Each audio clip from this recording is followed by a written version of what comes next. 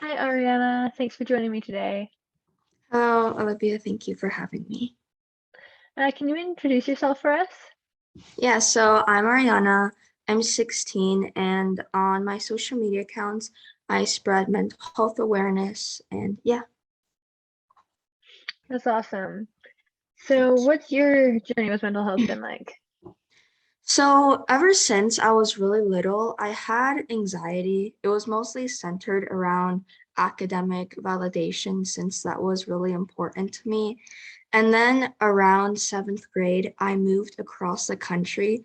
That was really difficult for me because um, my, the place I moved to didn't have the same opportunities as my hometown. So I thought I wouldn't be able to achieve my goals, and that made my anxiety um, so much more worse.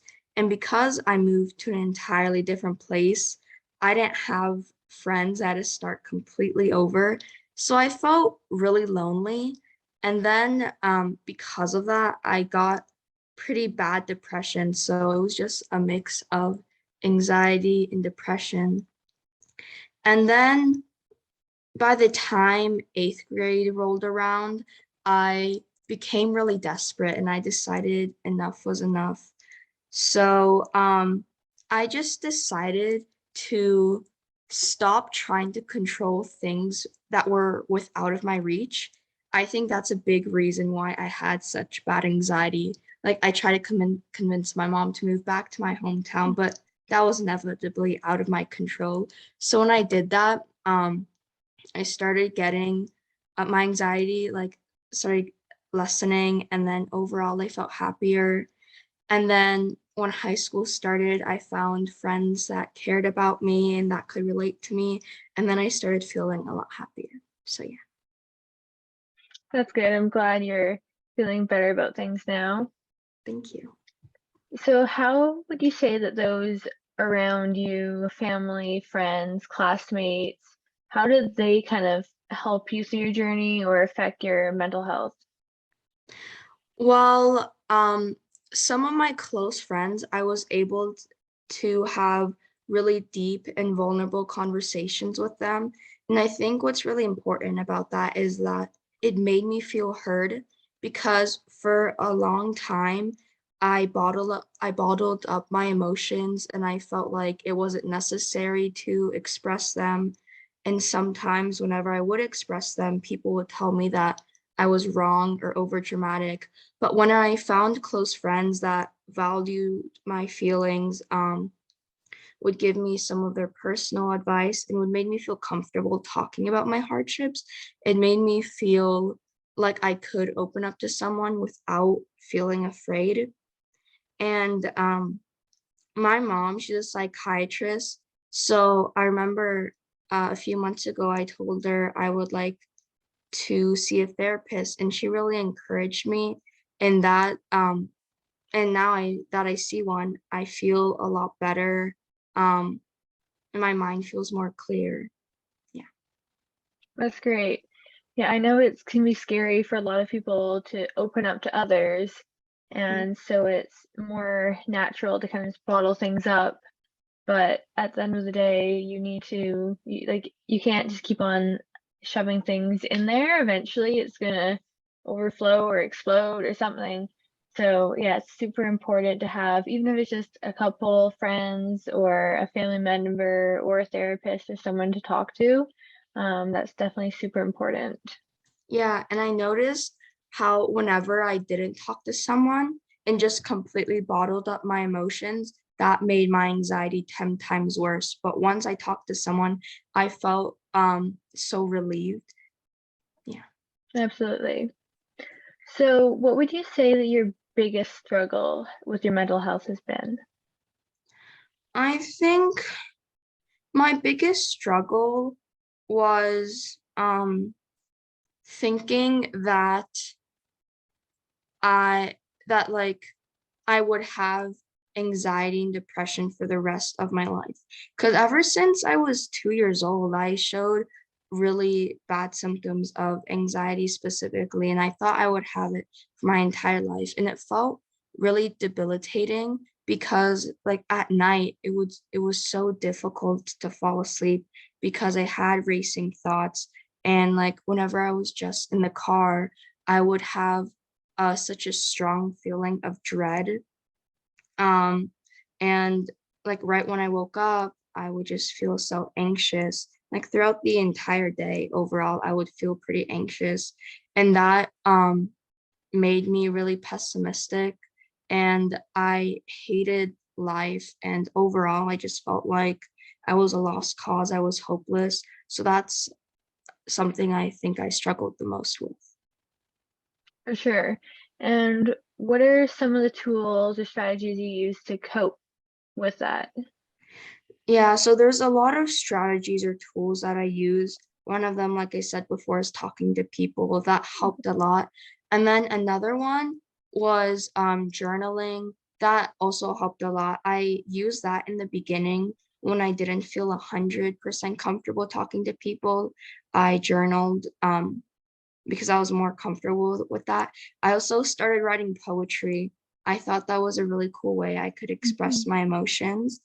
And I wanted to start getting like my anger or all my frustration out. So I started doing boxing and like cardio exercise, and that was so fun. And I just felt like so refreshed afterwards. And then I remember I saw people on like YouTube or TikTok talk about meditation, and I was like, wow, this isn't cool. I can't believe people actually do this. But I went on Netflix and I searched Headspace Guide to Meditation. Each episode is only around like 20 minutes long. And afterwards, I just felt so calm and relaxed. My mind felt completely clear. I got rid of like all the racing thoughts. Um, and something else I think was really helpful is like there's a lot of mental health books. There's one called Happier, which gives the science around like what happiness is and what you can do in your everyday life to feel happier. I also read a lot of mental health poetry books that helped me a lot. So just stuff like that really helped me improve my mental health and my mood. Yeah, for sure. Those are some awesome strategies. I mean, I'm not sure if I've heard poetry before, but that's really, really cool. Being able to kind of put your thoughts on paper in a more kind of creative way. Mhm. Yeah, and I noticed like a lot of the times in poetry, people put their thoughts, they use like metaphors to describe their thoughts. And I thought it was like such a beautiful way to describe how you're truly feeling. Yeah. Absolutely. And then yeah, that guided meditation sounds neat too, because I know when I first started doing some meditation as well, I was like, there's no way I'm gonna like sit here, like close my eyes, not move. Yeah. I'm like, there's no way. I'm like, I'll be too fidgety, but it's amazing like just how relaxing it can be. So for people who are watching this and think that meditation isn't for them, if you haven't tried it, I'd say give it a try before you um, jump to any conclusions, and you might find that it is helpful. So, I mean, with that being said, different tools and strategies work for some people, don't work for other people. I mean, everyone is unique and has different preferences, so you kind of have to try a couple and see what works for you. Yeah. And I noticed with meditation specifically, it really helped me fall asleep. And that's something I definitely struggled with. So I think anyone that's watching this should definitely try it out at least once. Absolutely. And I like what you mentioned earlier about realizing that some things are in your control and some things aren't in your control, and how you started focusing um, on just what was in your control and then realizing that you can't change something that's not in your control. And that's one of the strategies I've used a couple times journaling is if I'm feeling worried about something, I'll make two lists. On one side, I'll have things that are in my control, and on the other side, I'll have the things that I can't control. So I'll write down all the things I'm worried about, categorize them, and then the things that I can control, I'll come up with like a plan to like how I can change that or get on top of it. And then for the things that aren't in my control, I just have to work to accept the fact that I can't change them. So it doesn't make sense to stress out about them and worry about them if there's nothing I can do about it. Yeah, I think that's a really genius idea.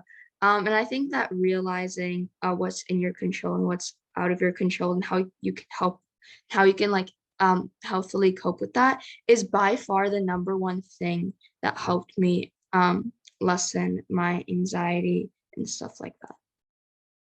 And now in school, you said that you used to get quite anxious about grades and performance and stuff like that. How would you say that your mindset's kind of shifted about that? Well, for me, I my biggest goals were to like in terms of academics were to like win all the competitions, get into all the prestigious colleges like Harvard, get straight A's. And I think those are definitely still some of my top goals, but I don't place like so much importance on them. For example, when I was really little, I thought Harvard was like my only life goal. But now that I look back on that, I see that that's really toxic. And you can live a life, a happy life without going to Harvard. And I know if I do speech competitions, and I know it's like really heartbreaking when you don't do well. So that's why I decided to make a speech that I'm genuinely passionate about. So even if I don't end up competing well, I'll still be able to give a message that I would like to hear about myself. And then with grades, like I still strive to get straight A's, but if I get like 1 to 2 B's, for example, like my life isn't gonna be over. I'm still gonna have a good GPA or stuff like that. Yeah. Yeah, I love that. I mean, there's so much to life, and these things that sometimes feel like a big deal, like where we'll go to school, the grades we get, academics, athletics, different awards, jobs.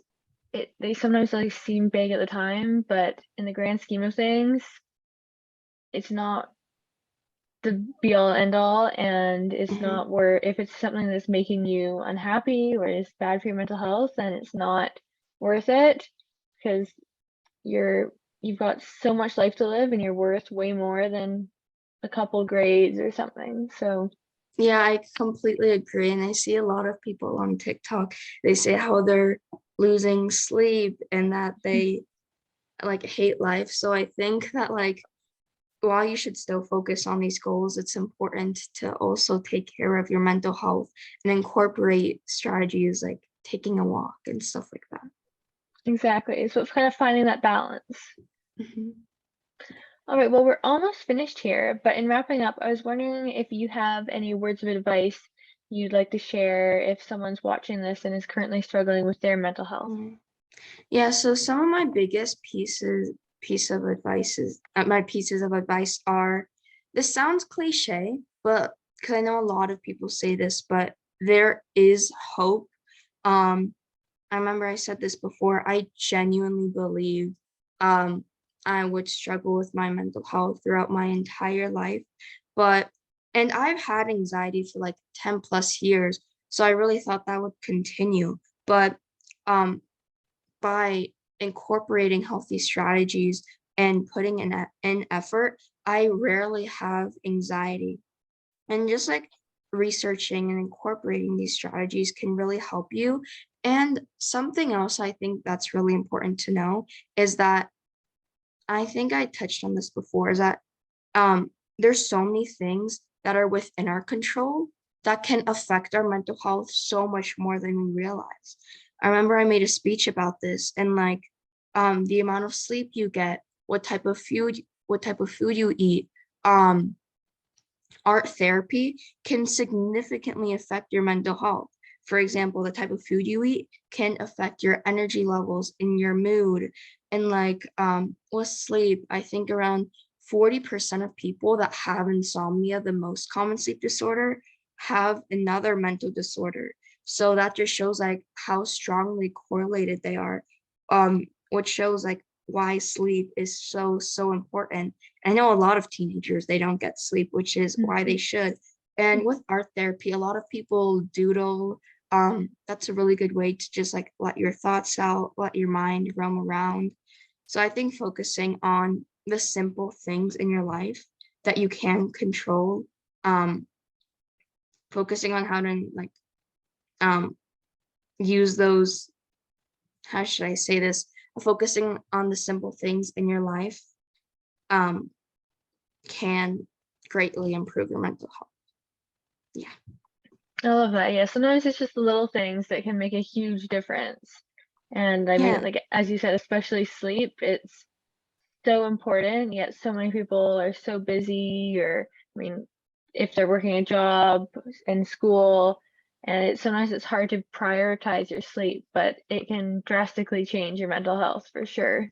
Yeah, and I know a lot of people have heard these things before because of like how basic they are, but I think it's important to understand why these are so helpful. Like people keep on recommending them because they're such strong ways to feel better.